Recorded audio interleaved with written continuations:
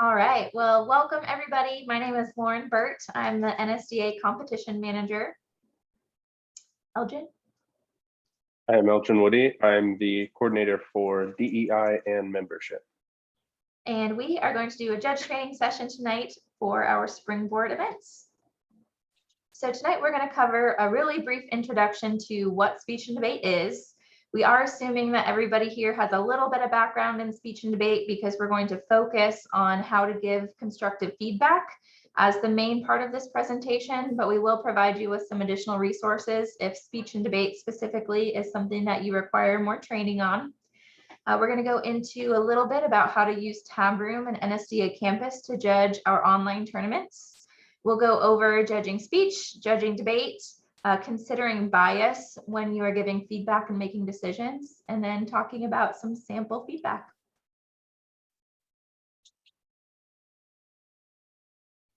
All right, so we're going to start with a little bit of an introduction to speech and debate.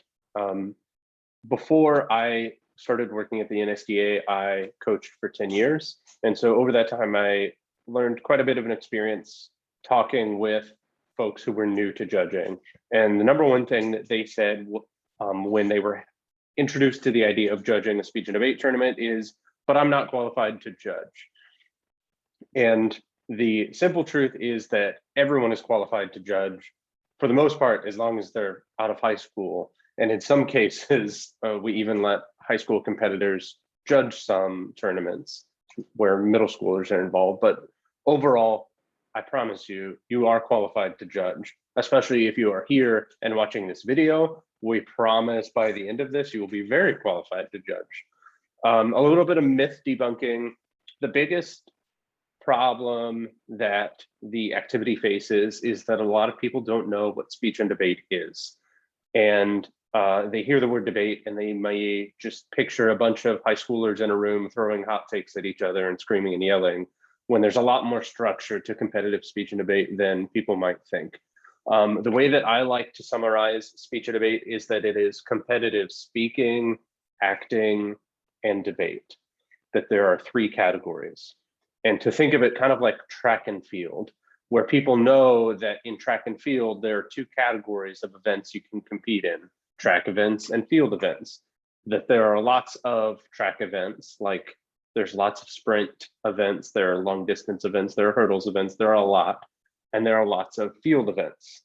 Speech and debate works the same way in that there are multiple speaking events kids can compete in, same with acting events and debate. In terms of how we talk about speech and debate, those speaking and acting events get combined under the category of speech, and then debate events get combined under the category of debate. There is a web page for this on the NSDA site that I will show you a little bit more about at a later point in time. Just very generally speaking, if you've never judged at a tournament before, the way that a tournament looks in person is helpful to know to kind of envision, I think, how a virtual tournament looks.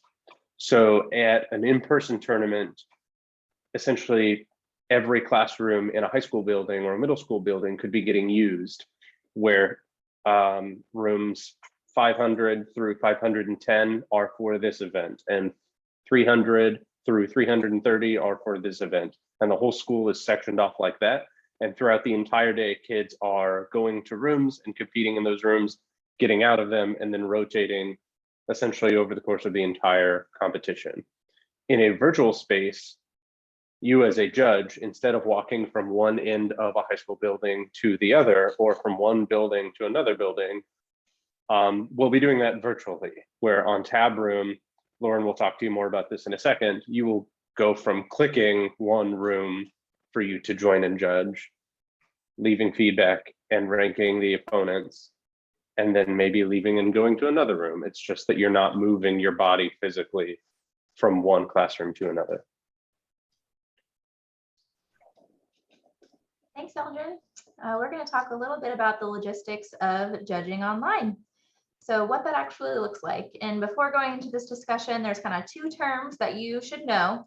The first one is tabroom.com. That is a website owned by the NSDA where all of our online competition takes place. So if you're judging, or if you're a student, or you're a coach, you will take care of all of registration, all of scheduling, figuring out where you're supposed to be through the website tabroom.com. The second term you should know is NSDA Campus, which is a video conferencing platform, much like Zoom, where you will join a room, you'll have the ability to have your microphone and camera on, and that's where the actual competition will take place. So students will speak, debaters will debate, and judges will judge.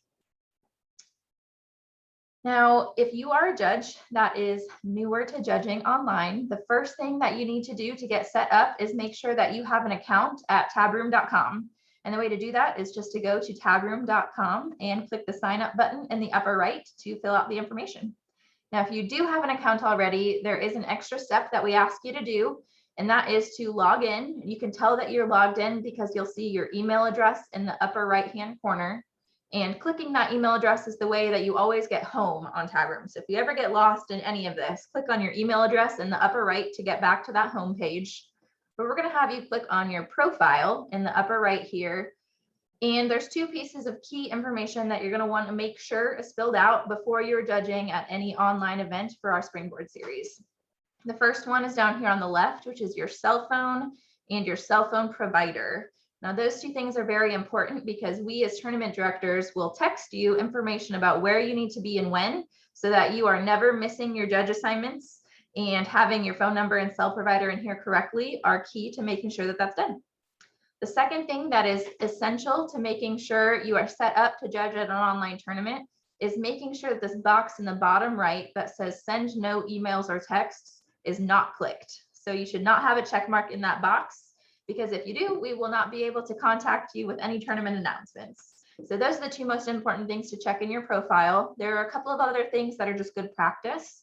One of them is in the upper right. You can see that there's a time zone drop down. All Springboard tournaments are in the central time zone, but if you or your students are not in the central time zone, you want to make sure that this time zone drop down reflects where you are, because Tabroom does this really handy thing where it will adjust the round start times to your time zone so that we're not getting confused about hours behind or hours forward.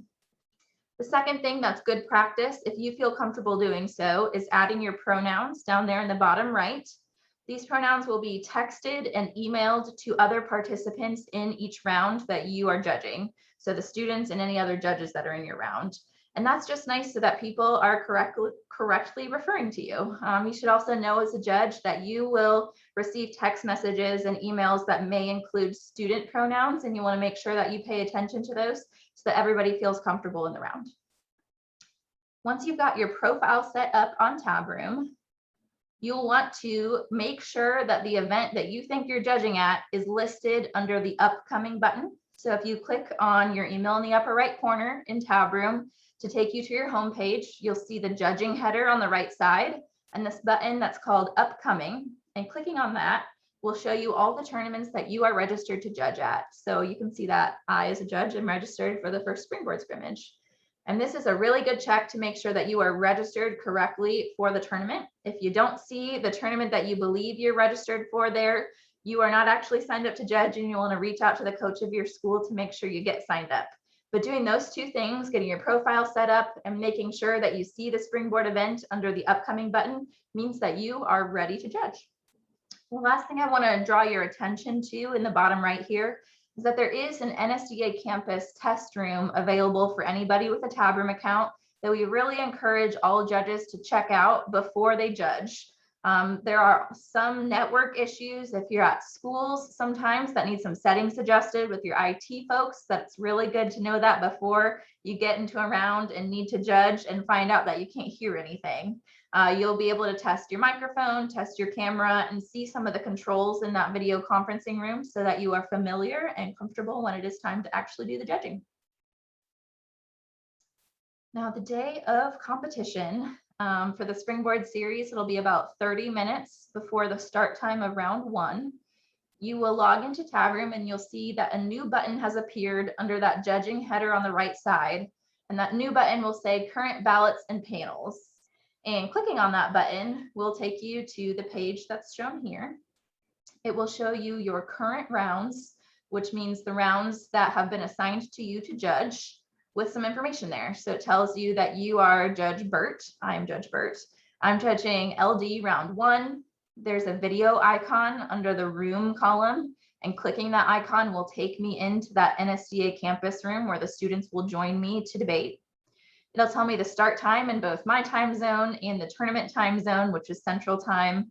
It'll tell you the entries that I'm debating, and then this start button is how I actually access my ballot to be able to tell the tournament directors who won. Before I take you there, though, I want to point out the tournament online spaces down here at the bottom.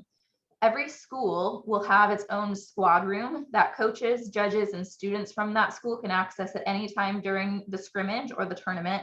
And they can do that by clicking that video icon button next to their school squad room. So your coach may have you check in before rounds or after rounds to check in with students, and that's the place that you can access your squad room. You'll also see an ombudsperson room, which is going to function as a help desk. If you click on the video icon next to that at any point during the tournament, you will be taken to a Zoom room with me. So I can answer any questions that you have throughout the tournament if you need any kind of help. Now, when it is time for you to start judging, and you know that because the start time is listed there, we do ask that you get there about 10 minutes early so that we know everybody's ready to go. When you click that start button, that green start button next to the round, that alerts me that you are in the room and ready to judge. And when you click that button, it opens up your ballot, which looks like this. You'll notice at the top in the upper left, there's a link to your room. And when you click on that video icon, it'll open up the NSDA campus room in a new tab for you. We do recommend that you use Google Chrome in order for NSDA campus to work. It'll have some information at the top of your ballot asking you to reflect on implicit bias. It'll have some information in the middle for you to fill out about who won the round and any points that need to be filled out. We'll talk about that a little bit later. On the right side, you'll see some information that'll help you if you have any questions about what you should be filling out. So there's some timers to keep track of time. There's a point scale that tells you what each point stands for, and some speech times down there at the bottom so that you can follow along with the debate. At the very bottom, you'll see the feedback windows. Now you'll remember that at NSDA Springboard tournaments, feedback is required for each competitor in each round if you are judging at the tournament. So this is going to be a really important piece of your ballot for you. On that main tab, you'll see reason for decision, and those comments will go to all participants in the round. And then each individual student in the round will have their own tab if you have comments directly for them, and you can save your feedback as you go. At the end of the debate, you'll come back here, you will fill out the information about who won the debate or rank the students in speech or Congress. You'll click this blue submit ballot button, and it will ask you to confirm your decision. Once you've done so, you are done. You submitted your decision. Now, if you go back to your home page in tab room by clicking your email in the upper right corner, you'll see a new section after you've judged a round and submitted your ballot called past ballots. And there's a really handy button next to any round that you've already judged that says edit feedback. And that allows you to go back and type comments either to everybody in the round or individual speakers after you've already submitted your ballot. So you can't change who won the round, you can't change your ranks in the round, but you do have the ability to go back and add additional written feedback, which is really important to us in these NSDA Springboard tournaments that are focused on learning and growing and reflecting on feedback from judges. So we do ask that you submit your ballot right after the round is finished so that we know that your round is done, but you will have the opportunity to continue writing feedback through this edit feedback button. And that is the process for judging online. You'll log into Tab Room. You'll click that start button to open your ballot. You'll join the virtual room by clicking that video icon. You'll judge the round and then submit your ballot and confirm it, and then go back and edit feedback. If you have any questions about this process, we are happy to answer them at the end. Elgin? All right, so I'm going to talk a little bit about judging speech specifically. I earlier mentioned that there are some similarities to the way that a speech and debate tournament runs to a track and field tournament, both in person, well, not virtually, but in person, it's a lot different than virtually because you're not moving through any kind of space, but the setup is very similar. I mentioned earlier that There's a partial category of speech and debate that is competitive speaking and acting. And in general, we call that speech.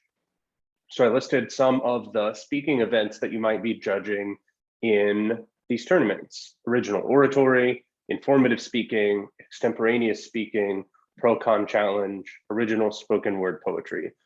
Those are the events where essentially you'll be watching someone give a speech that is written by them, and you are going to rank them in a manner that I'm going to describe a little bit more here in a second. But those are the speaking style events that you're going to be judging in these tournaments.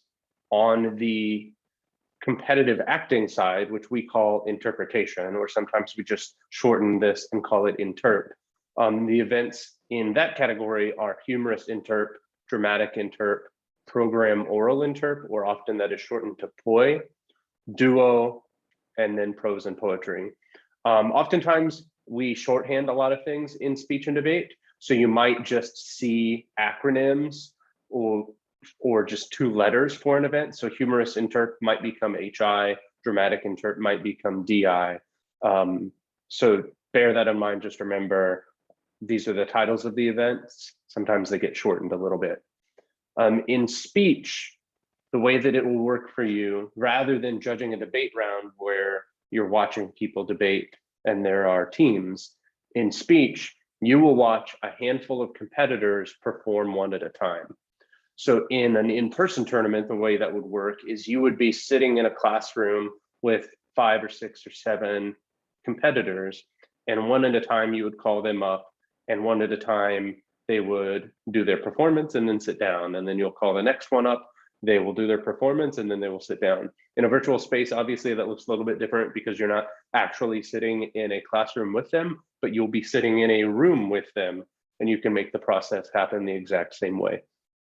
Your job in this space is to rank them and offer constructive feedback. So basically, the speaker who you believe was the best in the room gets the 1. And if there are 6 competitors in that room, the person who you think has the most to improve on would get the 6. And you would rank them 1 all the way down through 6. It's important to write your feedback for each competitor as you go, rather than watching all 6 competitors perform and then going back and typing feedback for each one. Tab Room is set up in a way where you can click on each competitor as they are speaking, and you can type your feedback there for that competitor and click save there on that page. Something that I might suggest, because it's just a habit that I've gotten into, is writing your feedback on your notes app or your Microsoft Word app of your computer, and then just copying and pasting it. The reason why I prefer doing that, just in case anything happens to the Tab Room page, which probably won't happen, but it also gives me the opportunity to rank the competitors as I go. And in person, the way that I'm usually able to do this is on a piece of paper. If one competitor has spoken, when they finish, I put a tally 1 or 1 dot next to their name on my piece of paper, because right now at that point in time, they have the 1 in the round. Only 1 person has spoken, but they are the best in the round so far. And then after the conclusion of the next competitor, if I think the second competitor did better than the first one so far, I'll put 1 dot next to the second competitor's name and go up and add a 2nd dot to the first competitor. So right now I have them ranked so far that the second competitor has the 1 and the first competitor has the 2. And I'll continue doing this after each competitor throughout the round. I'll be typing feedback, and I'll give you some examples of feedback here in a second. I'll be typing feedback as they present, but after the completion of each of their performances, I'm ranking them with dots or tallies as I go. That helps a lot, because at the conclusion of the round, after 6 or 7 folks have performed or spoken, it makes it really easy for me to look and see that I already have them ranked, as opposed to waiting to the end and trying to think back and compare them in my head. There is an NSDA page with details by event. So if you wanted to brush up on what exactly you're going to be seeing before you judge it. If you see that you've been assigned an original oratory ballot, for example, you can go to this NSDA page. Right now, we're just looking at the home page, and you'll hover over the competition tab and then click competition events. All of the events that are available in competitive speech and debate are listed on this page. There's a brief explanation, like 2 or 3 or 4 bullet points, even a small clip of a student giving an original oratory speech. And then you'll have your memory refreshed or have an idea of what exactly it is that you're going to be watching before your round happens. So this is an example of a speech ballot in Tab Room. So this is what you will see at the conclusion of your round when you're ready to submit your ballot. You'll see this after you've gone through and tabbed between each of your competitors on the page to paste in your specific feedback for each of them. And you've saved that for each of them. And now that the round is over, you are ready to complete this ballot here on this page. It's super important to do this as soon as the round is over, to do your ranks and then hit submit right here on this page. Because if you think of something last minute that you thought of a comment to give to a specific competitor, you can always go back and finish that after the round. But it's important to do this ranking first. And that's why I think it would be super helpful to do this dot system or tally system that I use, that I learned. Because when you get to this page, you will already have the ranks written down in your Word document or your notes, or even a Post-it note on your desk in front of you. And this page right here will be really easy for you. And Lauren's going to talk about debate. Yep, I'm going to talk a little bit about judging debate. So we do have, just like speech, there's lots of different events that are considered debate, but things that are the same amongst most debate events are that you will have 2 different sides arguing about a topic that they received in advance. So the topic might be whether governments should own nuclear weapons, and you'll have one side saying yes, the other side saying no, and they'll go back and forth, presenting their arguments, attacking the other side's arguments, and defending their own. Now, some of these different debate formats can have one student on one side and one student on the other side, so it's a one-on-one debate. Some of them can have 2-on-2 debates where they alternate speeches for their side, and some of them are even 3 versus 3. But all of them are basically the same, where they're arguing about a topic that they have researched in advance, and judges will silently observe the debate in the virtual competition room. So you'll want to stay muted with your camera on so that the debaters can see your reactions and know that you're paying attention. And it's really important in debate rounds that judges are taking notes, which we sometimes call flowing as well. And how you want to take notes is up to you, but it is really important that you are taking detailed notes so that you can keep up with the arguments that are presented and the responses to them throughout the round. At the end of the debate, judges will pick the side that they believe best defended their side of the topic. They will enter their ballot, pick a winner, and in some debate events, you will assign speaker points, which we'll talk about in a moment. Winner is who best defended their side of the topic. You think that they won the arguments in that debate. Speaker points are a little bit more subjective. They're often on a scale of 20 to 30. And they are to differentiate between really excellent debaters and debaters who still have some improvement to do. So a 30 points speaker would be an excellent, amazing speaker. You think they might be the best one in the whole tournament. A 20 might be someone who really did not have a lot to say in their speeches and just has a lot of learning to do. 25 is maybe somewhere in the middle. This is what it looks like for that middle section of a ballot for most debate rounds in tabroom.com. So it'll tell you the affirmative side, which is typically defending the topic. It has a certain code. This one is 501. Sometimes it'll be their name or their school. This is their name. You'll assign those points on a scale of 20 to 30, with 30 being the best ever. You'll do that for both debaters. You'll select a winning debater, either Matt or Josie, the side of the winning debater, either AF or neg, and submit your ballot.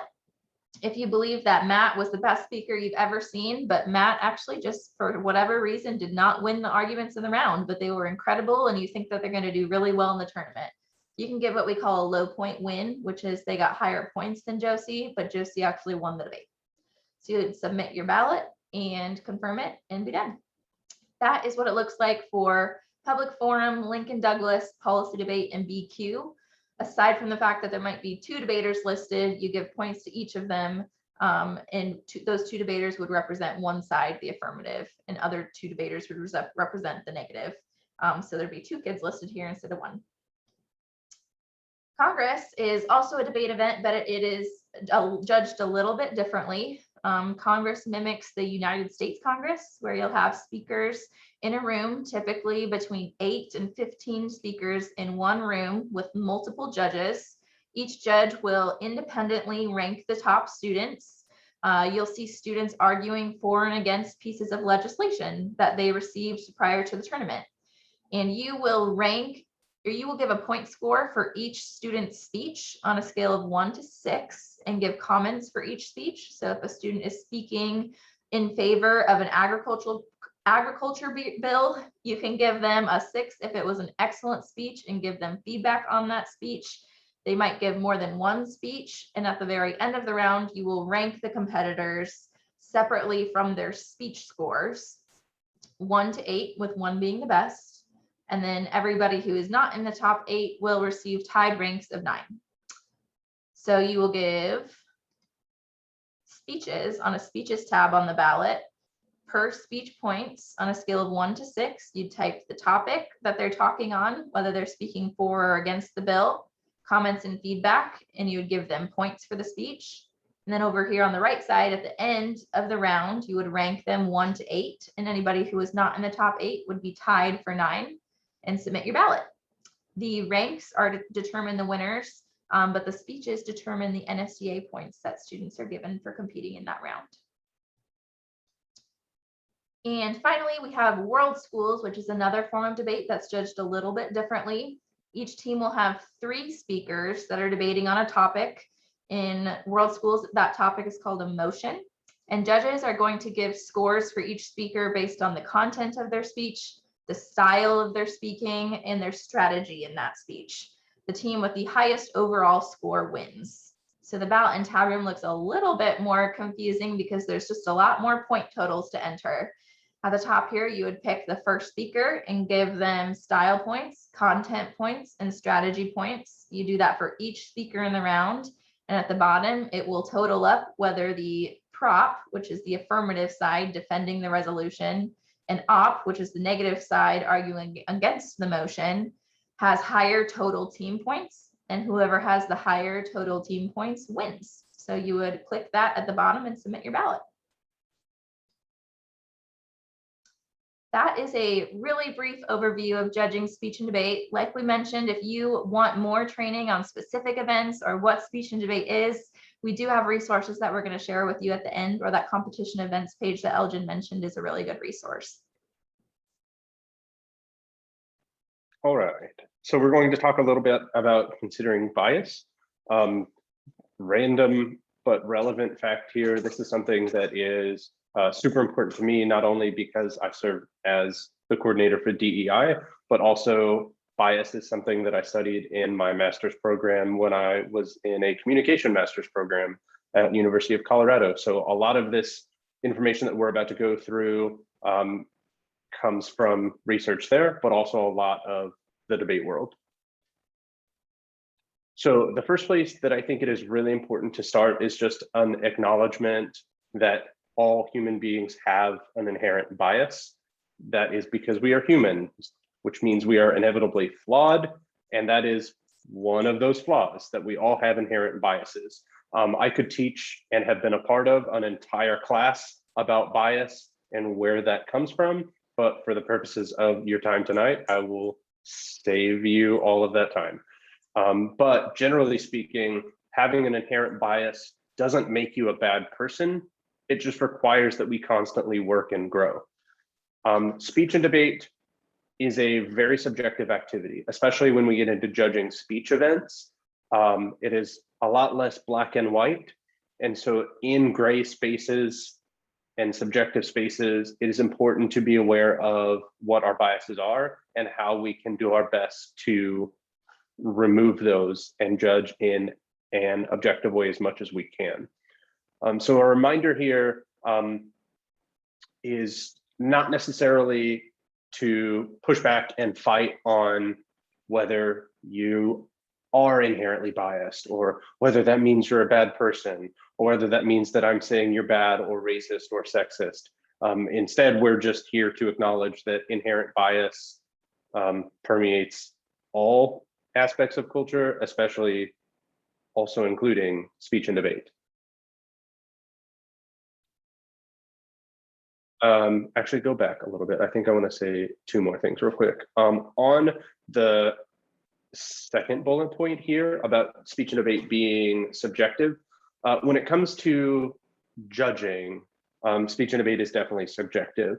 And many of our existing notions that we might have in our head about what is professional or what is persuasive or what is acceptable, a lot of those notions are based on ideologies of sexism and racism and ableism and classism and fat phobia. So it's important to always be conscious of what our thinking is and always be conscious of whether what we're saying is coming from a place of objectivity or maybe from a place that is biased. And on this third bullet point here, a little bit more of an elaboration, rather than being defensive and thinking, I'm not sexist, or I'm not racist, or I'm not fatphobic. Understand that we all are in some way, or we all have witnessed this bias in some way. And so we're constantly working on improving. All right, now I'm ready for the next one. All right, so let's get specific. So when judging virtually, we ask that you are attentive and give the same respect and energy that your competitors do. All of these kids are going to be insanely happy to be here and very excited to be competing in front of you. So please bring that same excitement and energy and respect for them. Judge from a quiet, stationary place. Keep your camera on. Keep your camera on. Please keep your camera on. Welcome them, thank them. We definitely want to grow this activity rather than scare them off or make it seem like it's something that's elitist or not accessible for everyone.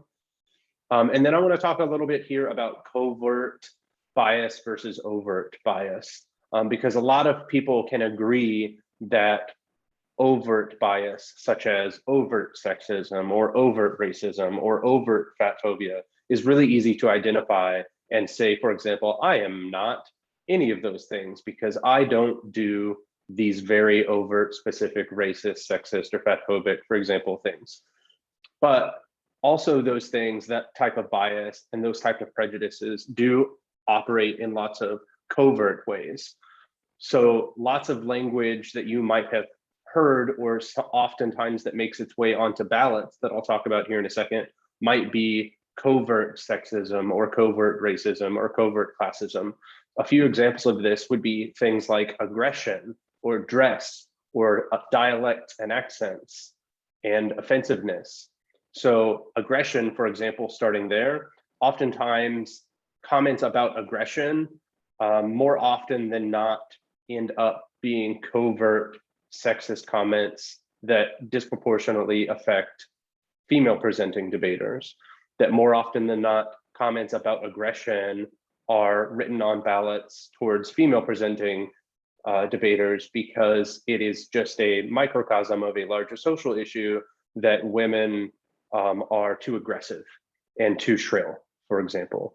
Another example of covert bias would be about dress. And we'll talk more about that because I have a specific example about professionalism and about dress, but commenting on a competitor's dress, not like a dress that goes down to their knees, their actual apparel.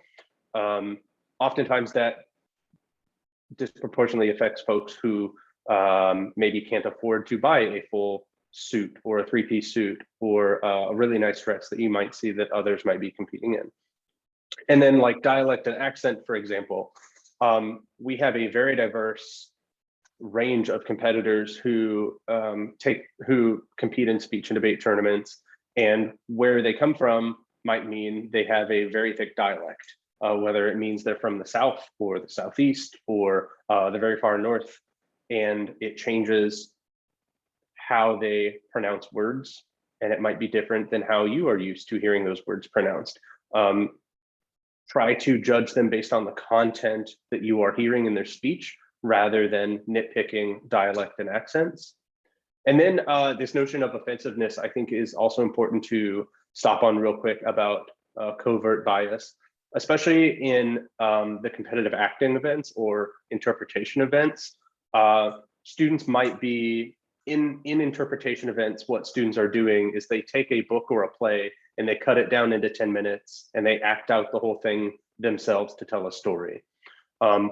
So they are picking already published literature, and sometimes judges will find the material that they've selected or dialogue that's in the piece that they've selected to be offensive.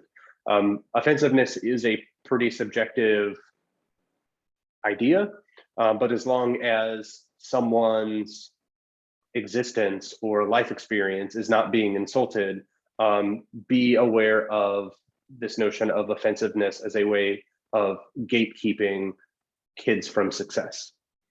The next few slides that we have here are some examples. So I should stop real quick before I start reading all of these, because you might raise your eyebrows or have wide eyes at some of the comments that you're reading here. I promise everything that you are about to see on the next few slides has actually been written on ballots. And in some cases is consistently being written on ballots for students. I've seen a lot worse than the examples that we're about to go through, because I've coached a lot of kids of color. I am a kid of color who competed in speech and debate. We're going to go through a couple of these real quick. So the first one is that a judge wrote, "You were dressed professionally and you seemed well prepared for this speech." This comment is problematic because students will come from, like I said, a wide variety of socioeconomic and cultural backgrounds. What some folks may consider to be professional it varies based on these factors. And female presenting students and people of color most often receive comments on their dress. So in general, try to focus your comments on the performance itself. Next, your body language was awkward. And this one might be a little bit problematic because while speech and debate involves physical movement, especially in the interp events, judges assuming that all bodies can perform in the same way kind of perpetuates ableism. And so we need to keep in mind that many disabilities can be invisible and that many students may not disclose their abilities to you. A judge once wrote, "Don't be so aggressive in cross-ex," which is the time for questioning and debate. This one's problematic because there's no actionable steps that can support the growth and continued learning of that student. There's nothing constructive being offered here. And also consider the connotation associated with the word aggression when layering in gender stereotypes.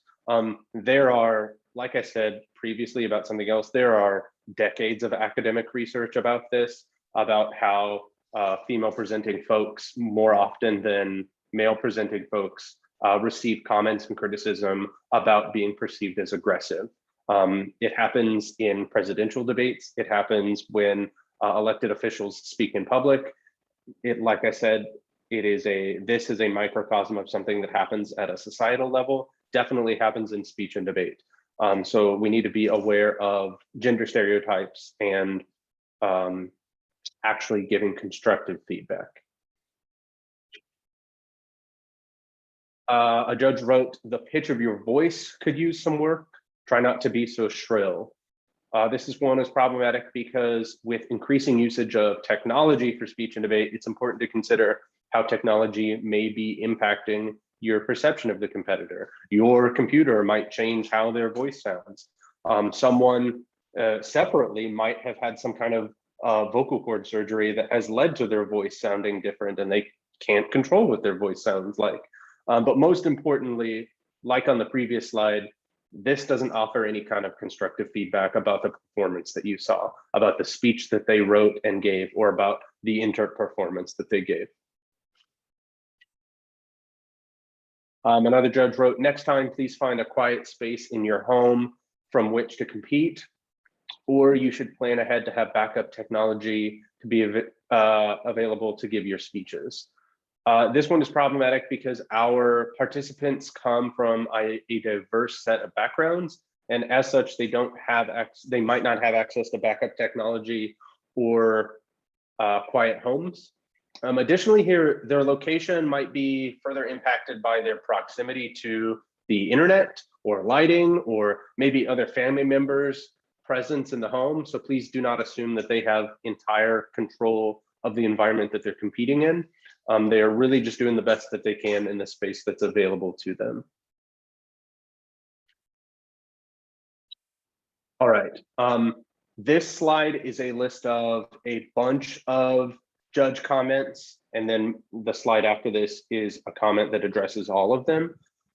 So judges have written, you've chosen a piece that isn't commonly known. It wasn't clear what the intent of the speech was. For your next presentation, consider something that your audience will know more about so that we can relate more. Judge wrote, another piece on race. There's so much more out there. Since my personal experience is different from yours, I couldn't really connect with your piece. I just resonated with other performances more fully. And then lastly, you made us all uncomfortable when you started speaking in Spanish. So these are problematic because they overlook the importance that this chosen piece holds for a student. This student chose this piece possibly because they're culturally relevant to the competitor. And we want to honor the diversity in our activity. And I think one of the beautiful things about judging, especially speech, is that in interp, when students are choosing the literature that they are cutting from and then performing for you, oftentimes we're getting exposed to literature and authors and stories that expand our perspectives on different cultures in our country and around the entire world, and it expands our understandings. And I think that's super important because, especially at a time when we are living in a virtual world, it is really easy for us to just live in pockets of similarity where we are surrounded by people who look and think like us. So when we finally get to exist in a space where someone is presenting a different perspective, I think it's a great opportunity to get to learn and hear about something else rather than box yourself off and say that you can't connect. We are going to give some examples of feedback that is focused on the substance of speeches.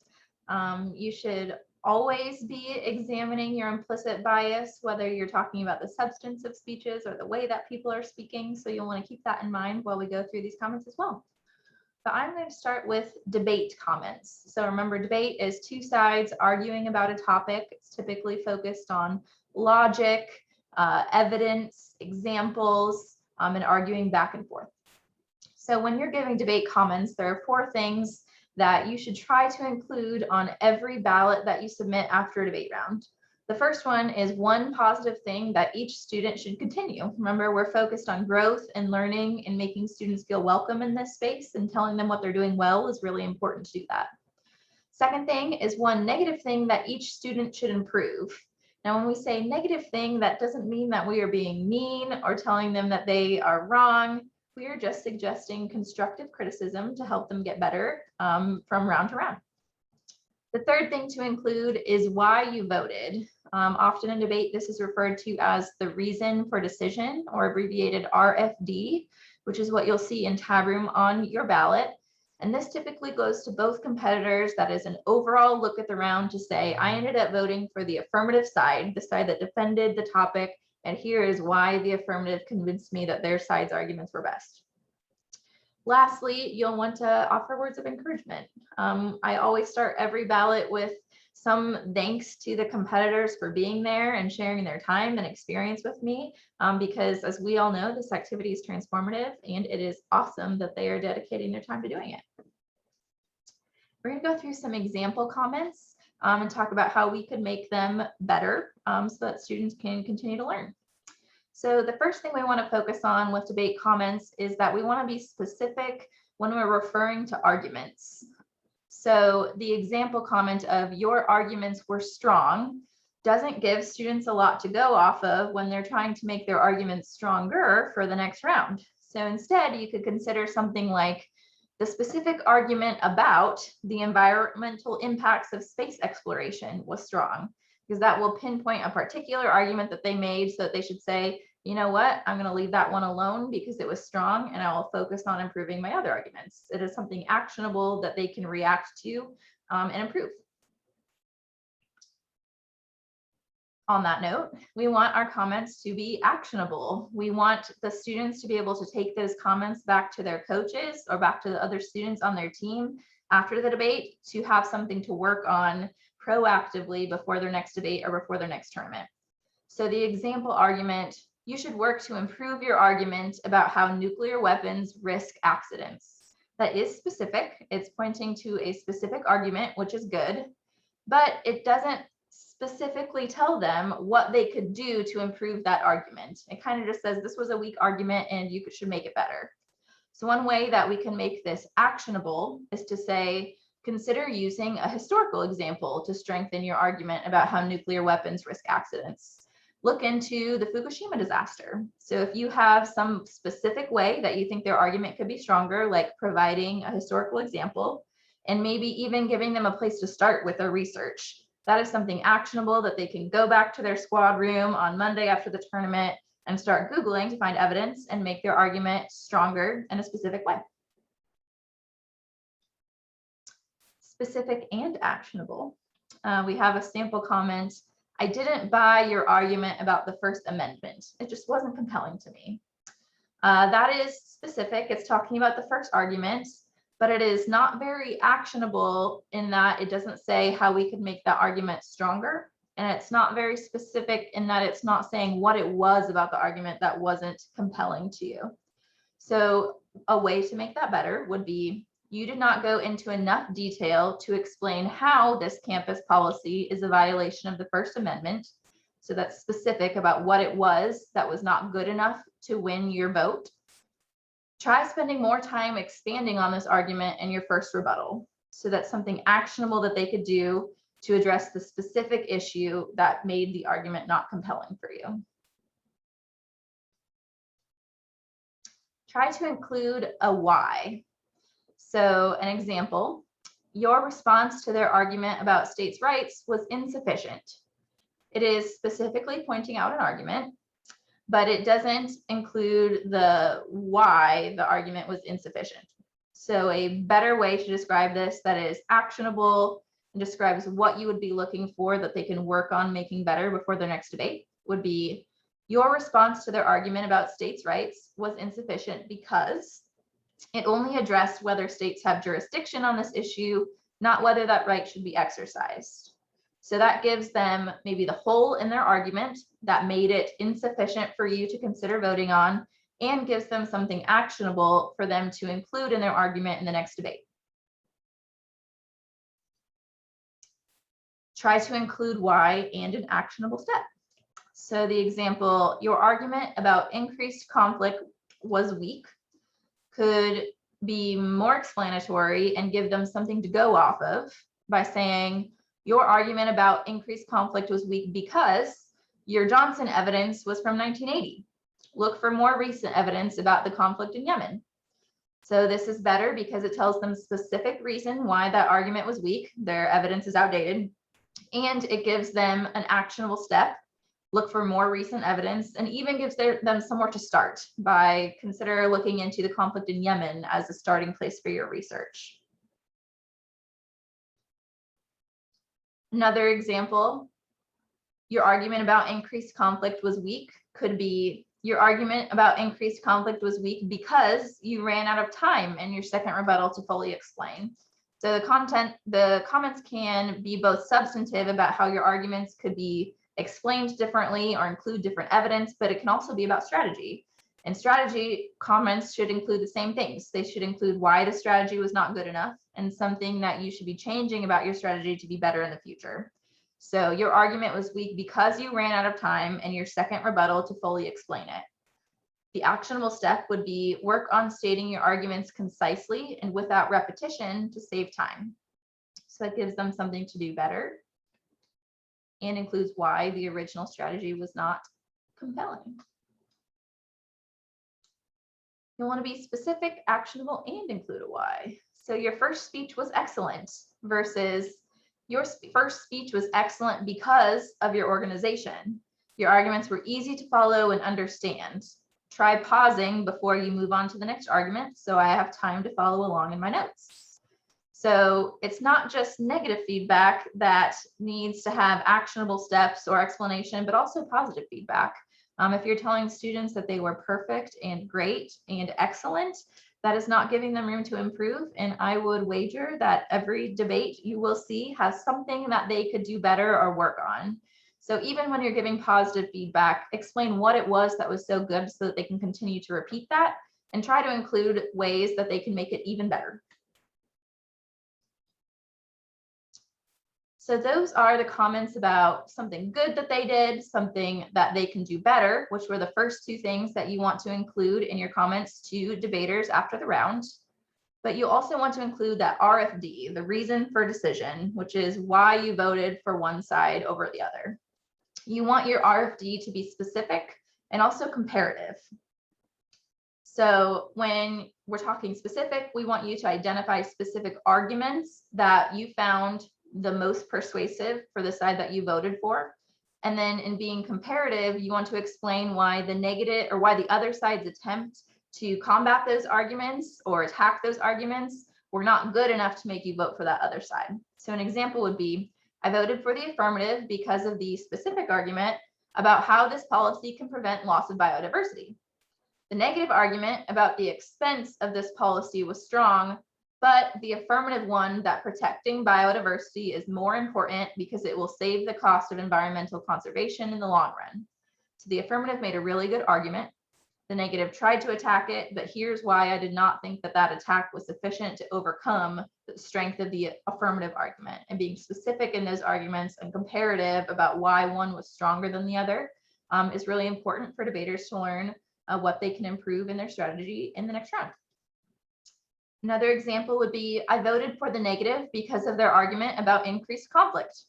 The affirmative tried to reply that increased conflict will not occur, but the affirmative did not have evidence to prove this point and did not demonstrate that the negative's lead evidence was invalid. So the affirmative had really good specific evidence on this specific argument, and here's why the negative's response to that specific argument was not good enough to make me vote for the negative. So altogether, we want to have positive words of encouragement, excellent debate, you're all great. We want to have the reason for decision, which is the second paragraph there with the example we just read. That is, I voted for this side based on this specific argument, and here's why that argument was more compelling to me than the other side's arguments. And then specific comments for the affirmative about what they did well and what they could improve, and specific arguments for the negative about what they did well and what they could improve. This is a good ballot to submit to debaters after the round. Elgin? All right, so we're going to talk about speech comments. So generally, a lot of similarities. For comments on speech ballots, we want to be kind because we want to grow this activity. We want to be actionable because we'd like you to write things that competitors can read later with their coaches and work on them. And we definitely want to also be constructive because I can tell you as a former coach, reading feedback that says, good job, great job, wonderful, is not helpful. There's nothing I can do as a teacher to help that student get better with those comments. So here are some examples of things that you could maybe point out if you are judging the competitive acting events that we call interp or the speaking events. Maybe one of the speakers you just watched, the performance you just watched, needs to work on their memorization. So you could write something like, your speech topic was so interesting, and I loved hearing your personal connection. The conclusion of your speech, you did struggle to remember sections.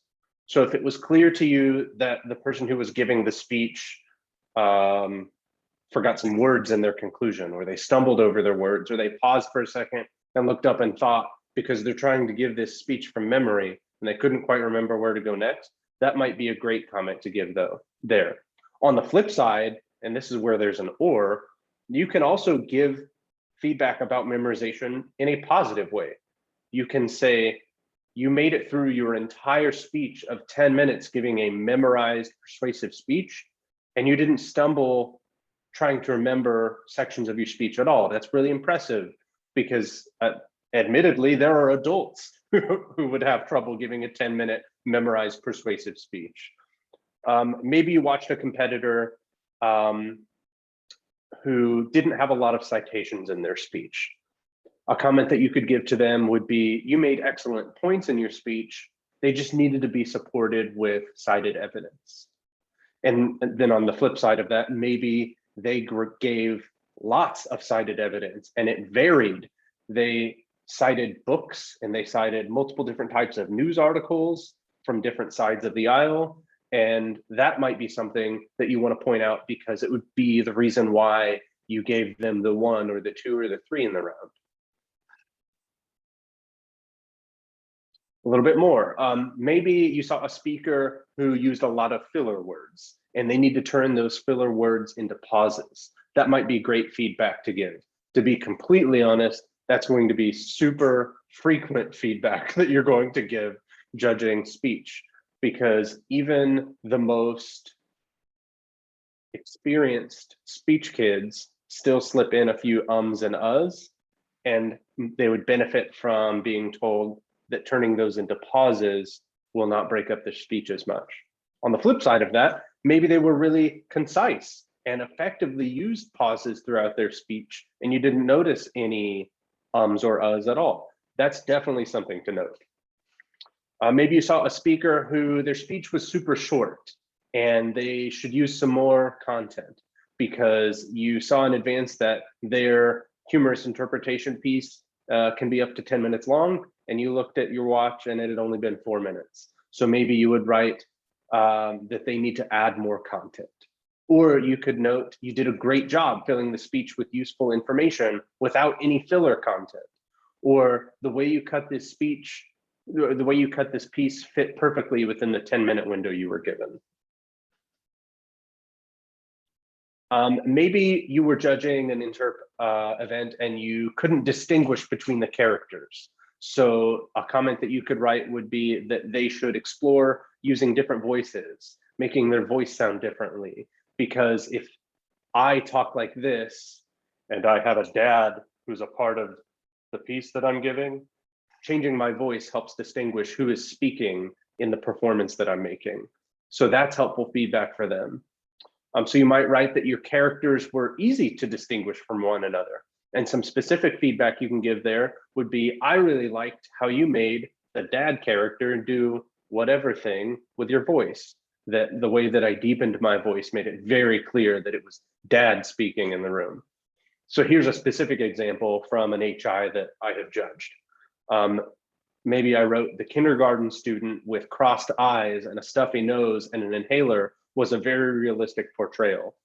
In Interp, the competitors don't get props. They have to act out everything themselves. So you might see a competitor cross their eyes and raise the voice to sound like a kid and act out using an inhaler. That's a really realistic portrayal of what a kindergartner might be doing. So that's definitely worth noting. Or maybe since you learned that in Interp, they cut a piece down into 10 minutes, but it still should tell a story. There should still be plot. That's what you're looking for, but maybe that didn't exist. You could say that they should revisit the cutting and maybe include other sections of the original text to make all points of the plot be very clear. You could say the way that you cut this piece, the plot was easy to follow throughout the entire performance. And here's what a specific comment there looks like. You might write, when the parents said that they were going to see a psychiatrist to put their son on Ritalin, there wasn't much explanation before that and why. So maybe you're watching a duo happen, and this character to this character, a mom and a dad are talking to each other, and they say that they're going to put their son on Ritalin. Maybe that comes out of nowhere to you because in the 3 or 4 minutes of the performance prior to that, you have no idea that they even had a son at all, or that he exhibited any kind of symptoms that might lead them to thinking he needs Ritalin. So we mentioned in the beginning that if all of this is overwhelming and you're like, all right, I know what comments to give now, but I don't even know what the events are or what they're going to be doing in these events. We do have some additional learning resources for you that we would love for you to look at. The first one is that just generally, if you Google an event name, things will come up on Google for you to learn about that event. A really good Google search is sample ballot with comments and then an event name, and it will show you some ballots that have some good comments that you could use. There are a couple of websites here. Elgin, if you want to type those into the chat for me so they could copy and paste those too. The first one is speechanddebate.org/resources. There is a little filter for each individual event that we offer at the NSDA, which are all of the events that will be offered at these Springboard series tournaments as well. And if you click on those filters, you'll see sample ballots, you'll see videos, you'll see training materials to learn more about those events. And that's a really good place to start if you are about to judge Lincoln Douglas and you're just a little nervous about it, or you're really familiar with all of the interp acting events, but you're not so familiar with extemporaneous speaking.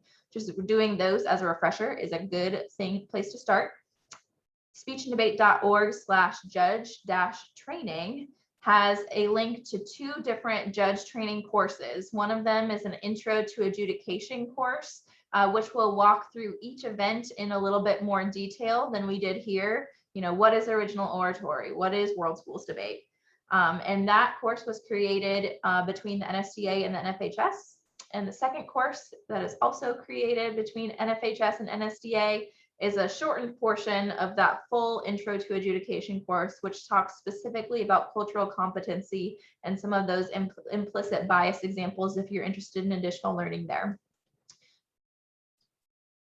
Elgin? Oh, sure. And there's a few more resources here on equity. We are definitely committed to making speech and debate more equitable.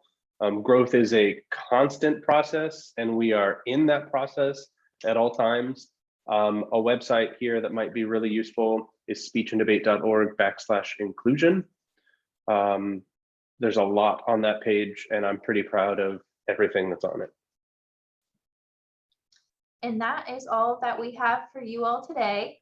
I am going to pause the recording and make time for any questions that you have. But if you think of questions after the fact, here is my email and Elgin's, and you are welcome to reach out to us at any time.